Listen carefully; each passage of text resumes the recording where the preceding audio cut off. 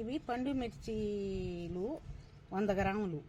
ఇవి బాగా ఉప్పులో కడిగి ఆరబెట్టాను.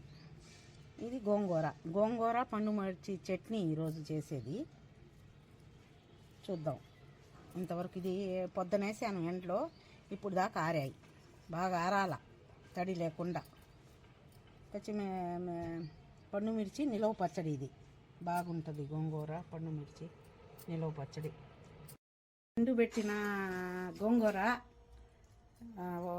ఉదయం నుంచి సాయంకాలం దాకా ఆరబెట్టా. బట్ట మీద ఆరిపోయింది.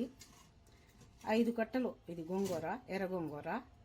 తర్వాత వచ్చి నూనె తగినంత, సాల్టు, తెల్లుల్లి, తెల్లగడ్డలు, పండు మిర్చితో చట్నీ. ఇది చింతపండు, ఇది ధనియాలు, జీలకర్ర, మెంతులు అవన్నీ వేపిన పొడి.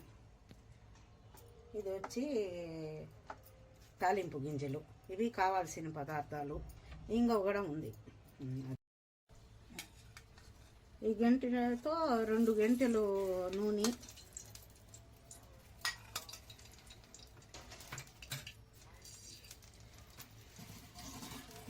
బాగా కాగాక ఈ గోంగూర వేసి వేపుకోవాలి.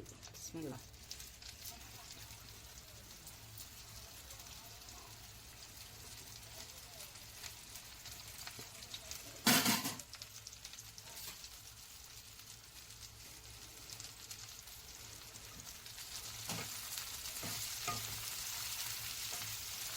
బాగా ఒక 5 నిమిషాలు వేపాలి.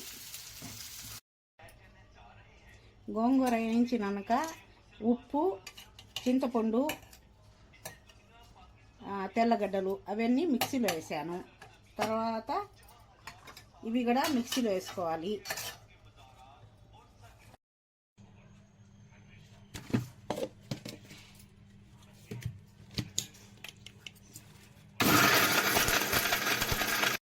తెల్లగడ్డ, తిరగమాత గింజలు అన్నీ. ఇంకా తర్వాత వచ్చి ఈ మెంతులు, జీలకర్ర అవన్నీ వేయించినవి. తర్వాత ఇంగువ.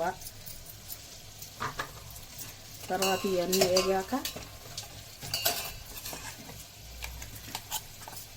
ఈ మిక్సీలో ఉండే గోంగూర దానిలో వేసి బాగా నూనెలో వాడుకోవాలి. అయ్యాక చూపిస్తాను.